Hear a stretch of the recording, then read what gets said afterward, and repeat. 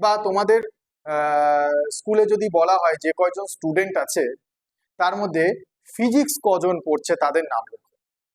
Class 11-এ physics কজন পড়ছে স্কুলে তাদের নাম লেখো, তোমরা লিখলে। এবার বলা হলো কেমিস্ট্রি কজন পড়ছে তাদের নাম লেখো, তোমরা লিখলে। এবার বলা হলো ম্যাথামেটিক্স কজন পড়ছে তাদের নাম লেখো, তোমরা লিখলে।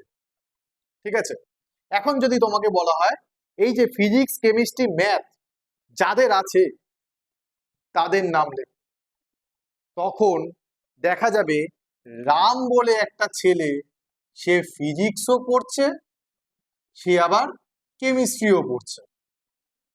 তখন আমি কি রামকে দুবার নেব? না, দুবার নেব না। কেন, রাম তো একজনই ব্যক্তি, সে দুটো রুমে কি করে আলাদা আলাদা করে থাকবে? ব্যাপারটা বোঝাতে পারলাম?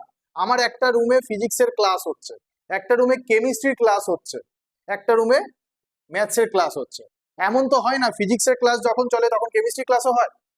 তাহলে তো রাম তো ফিজিক্স আর কেমিস্ট্রি নিয়ে বসে আছে, সে ফিজিক্সের ক্লাস করতে পারছে, তাহলে কেমিস্ট্রি ক্লাসে কি তার ক্লোন বসানো হবে? সেটা তো কখনো হয় না।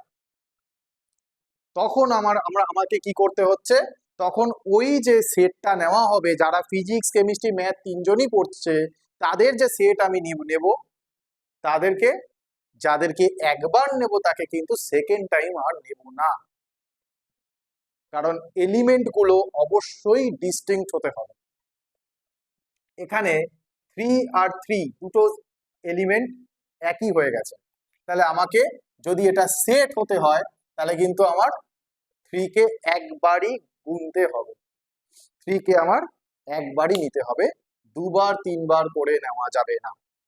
ঠিক আছে, তা এই হচ্ছে গিয়ে ডিস্টিংক্ট কথাটার মানে। অর্থাৎ set is a well defined collection of distinct objects. যে অবজেক্টস গুলো এখানে থাকবে প্রত্যেকে যেন ওয়েল ডিফাইন্ড হয় এবং ডিস্টিংক্ট হয়।